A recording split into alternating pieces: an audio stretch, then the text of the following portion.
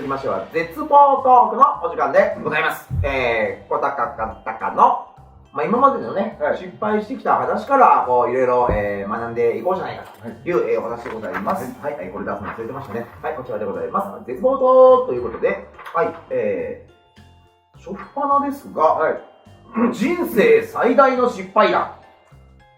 失敗って一番何が出てくるパッと。まず最初が失敗でしたね。このフラグシップに入りまして、それは失敗じゃないですけど、それは失敗じゃないですけど、その時に給料13万円毎月で、もう全然もう勢いのついたりで、それをやめて、で、映画監督を目指して、映画と、おかげでそれを結構29ぐらいの人だったんですよ。結構引っ張ったね。その後半の方はもう結構ゲームシナリオの仕事もやるようになったんですけど、その時が本当もう惨めの塊というか、で実家暮らしだったんで、もう実家の姉からもなんかそろそろ就職しないよと。それは言われるやろ。うるせえみたいな。うるさくねえよ。もうやべえやつじゃないですか、典型的な。だからもう本当もう壮大に描いてた夢がどんどんこうしぼんでいき、もう普通に就職するだけでもいいかみたいな、もうそれがやっぱ一番きつかったですね。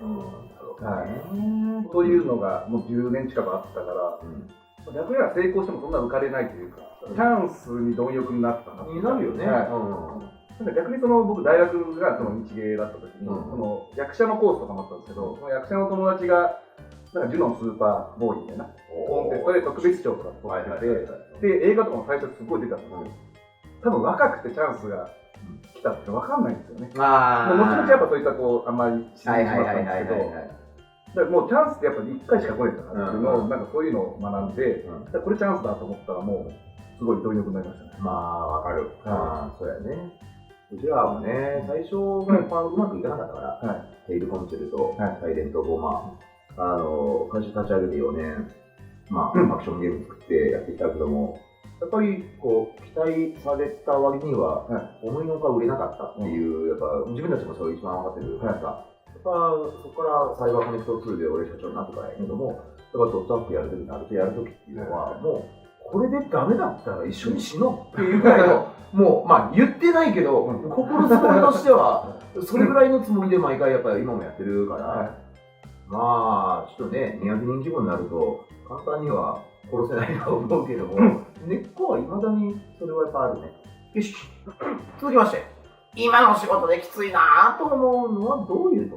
今は正直ないですね。今ないでしょ？今ないですね。ある意味、きついのも全部自己責任とかさ。そうですね。だから本当そのさっきの20代があるから、本当ありがたい。そうね。いい話や。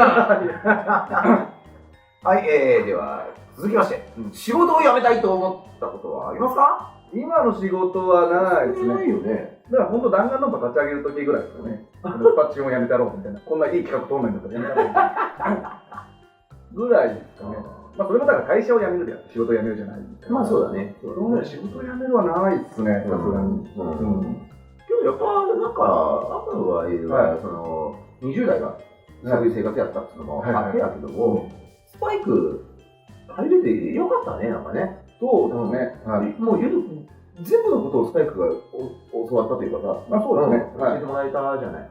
まさにそう。本当によかったよね。そうですね。デベロッパー的なことをやってる会社でもありつつ、もちろんパブリッシャーもね、そういうのもしてるし、大きな会社だけどそこまでスーパーでかいわけでもないので、一開発者の僕がプロモーションに関してこういうふうにしたいとか、バンバン口出せちゃうんで、そういうのもあって、いろいろ本当学ばせてもらいました。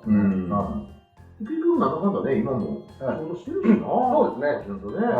スタチューン的に回さないようにやめようっていうのだけは。やっぱりそこは気をつけたんだ。そうですね。それでね、みんなそれで失敗するからさ。そうですね。独立するときに、マゼマさんにもコメントを求めた。で、あれは須田さんとかにも求めてて、で、須田さんとそのスタチューンの桜井さんが、社長が仲良くて、その依頼が来たときに、桜井さんに一報入れたらしいんですよ。大丈夫ですか？円盤してんなあいつ。もしダメだったら僕ちょっとコメントしないですよみたいな。すごいね。全然大丈夫だよ、円盤だよね。なんで、社長が答えて。さあ、では、自分の短所は何だと思いますか？短所ないですね。おい短所を長所に変えるのが、これだって。無理やりそんなこと言わねえ。まあけどさ、言うても、まあ俺もそうだけど、短所だらけじゃん。こんな欠陥商品っていうかさ。